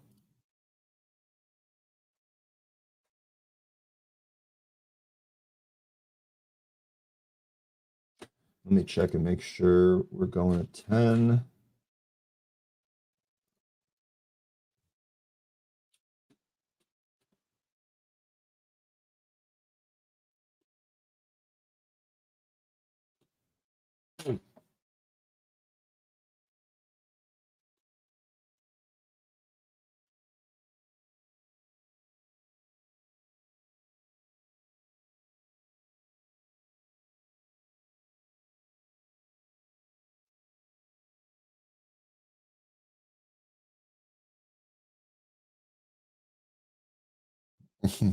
One of my trader buddies is making a joke that Dan Ives has a cot at CNBC and he just sleeps there and they wheel him out whenever they need him. See, it looks like he's in a hotel room. Maybe he's across the street. I think he's in Europe right now. Okay. I mean, he's joking. It's a joke Yes. because they bring him on every time they need to pump tech stocks, but he's on right now, believe it or not. Yeah, I got it on here, but yeah, it looks like because there was a new note. They issued a new note this morning that they see a tech rally post Labor Day into year end.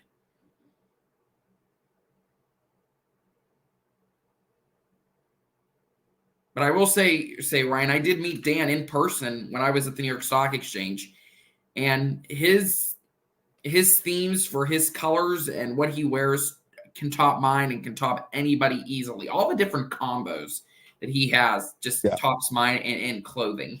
Yeah, I'm not sure what to make of it. There might be something else to that there. It's actually funny. I was just talking to one of my buddies who says that sometimes when he goes to play golf with his friends, he does what he calls a peacocking round, where they wear intentionally, they wear the most flamboyant golf clothes they have. I'm talking green shorts and an orange Hawaiian shirt, just something that stands out that's really, really crazy.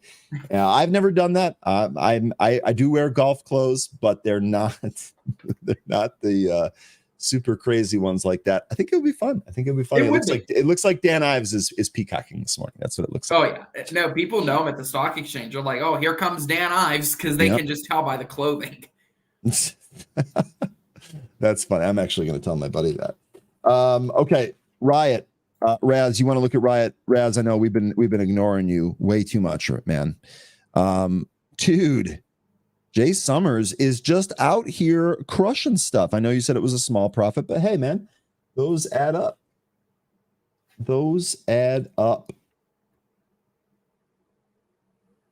Okay, Riot, what are we looking at here?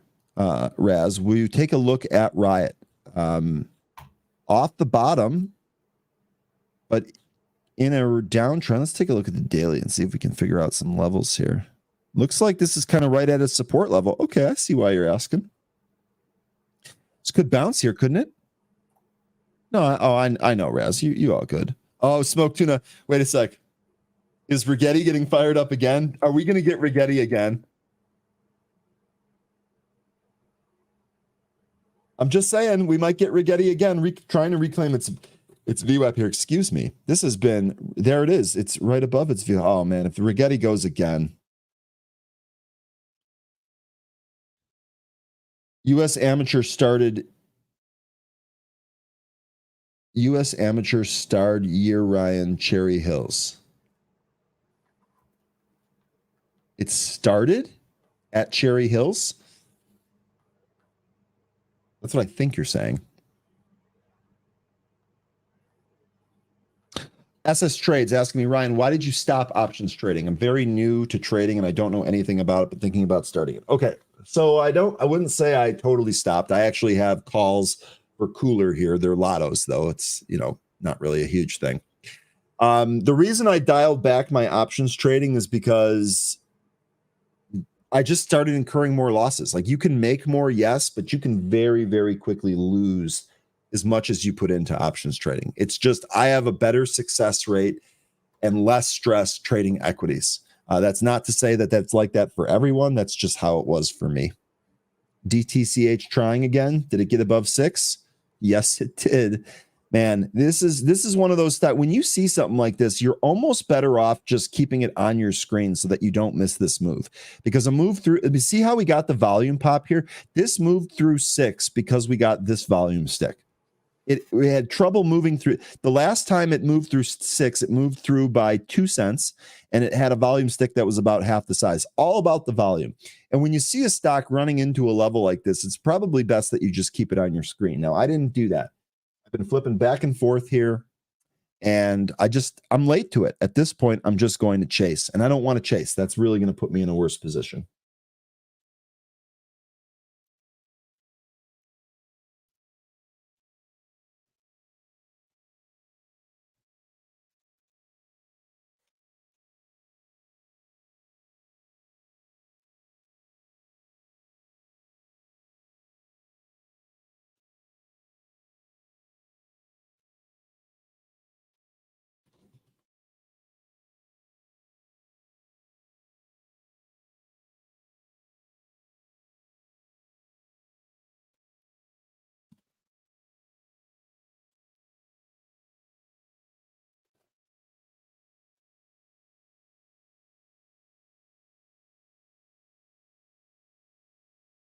CTH ripping too. We'll see. Hopefully some of you guys caught that. Hopefully some of you guys made some money on that. Just been kind of a rough day. So SS Trades, let me know if that answers your question.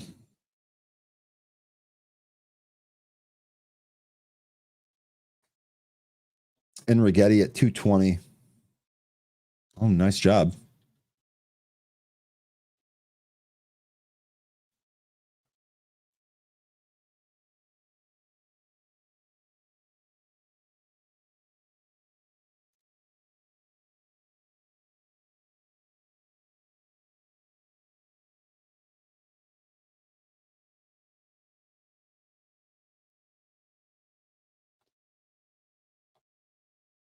Okay, we have 10:55 here. We got about 5 more minutes. We are going to wrap it up right at 11. I think I'll make sure I'll get everything set up here. Be sure to stick around because we are going to have all excess afterwards. Benzinga Live. So stick around for Benzinga Live, and let me make sure I get this name right. We are starting a segment with Kaiju, talking about how AI and how it might be able to fix your portfolio. So definitely stick around for that. Actually sounds really awesome. I'm going to keep that on while I'm working. Rigetti, you're talking about RGTI, saying the volume is huge. Did look really good earlier today. We'll see if it keeps up. Ryan, I was going to say one of our colleagues, I believe AJ, one of our Benzinga.com writers, he's been awesome, doing an experiment with ChatGPT with their portfolio, and he has been doing this update for weeks now. I have to go back to see what the latest update was, but it was ChatGPT picking a portfolio and comparing it to the regular, I believe, S&P 500, and I believe most of the stocks that ChatGPT picked is outperforming the S&P 500. Okay. Well, there you go. That's pretty sweet. Really quick, speaking of outperforming, DCTH. God, this is the move that I wanted earlier. It just happened too late after it stopped me out. Brutal. But we're spotting the right stocks.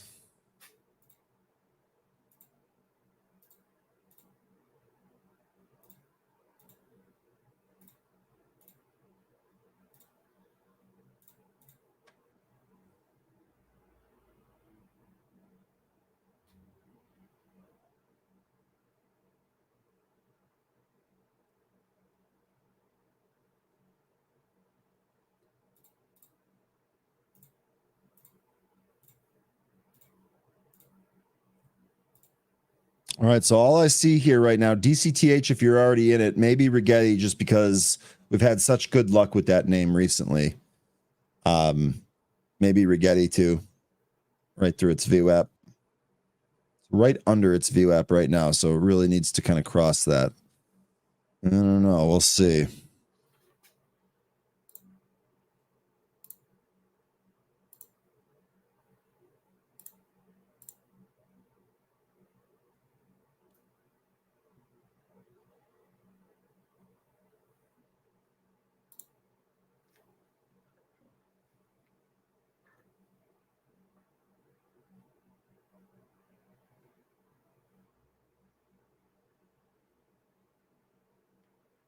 Yeah, I mean, Rigetti, this has been a good stock.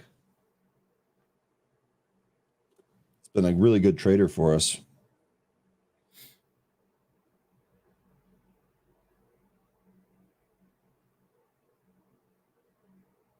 Guys, what's happening on CLSK?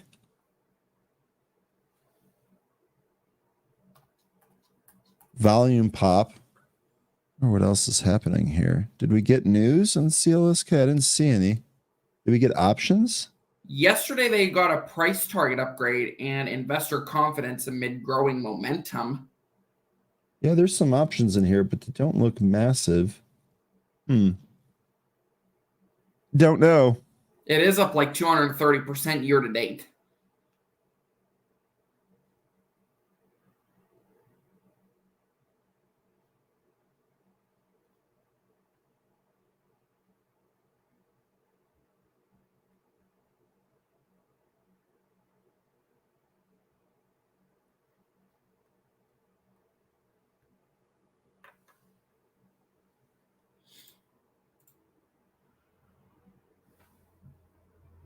CLSK moving with Bitcoin. Webull has an AI portfolio feature. You know, Becca, I wonder if Kaiju is going to cover that. Stick around for Benzinga Live. Maybe they'll cover something like that. VKTX, big move here. Really, I still have those contracts that we talked about, Smoke Tuna. This is a nice move off the bottom. You're right about that. You right.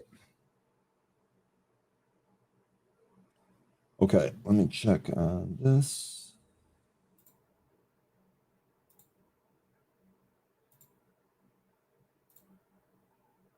Okay, so we're coming up here on 11. We'll go ahead and end it for today here. I just want to thank everybody for hanging out. I know we didn't have Mitch today.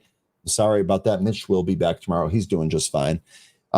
Nick, really want to thank you for all of your help as always. I know we're running out of time here before you go back to school, but just cannot tell you how much we appreciate adding you to this. You've been a great ad. You gonna be back tomorrow? Yep, I'll be back tomorrow. All right, sounds good, folks. So once again, stick around for Benzinga Live. We're going to talk with Kaiju about can AI fix your portfolio. Thanks everyone for joining us. Have a great day, and we'll see you tomorrow. See you tomorrow. Oh, I'm supposed to play the outro, I think. See, I'm just going to play the intro. Take care, everybody. Winner, winner, chicken dinner. Those words have been dancing around my head all night. Oh, it's Vegas lore, that phrase.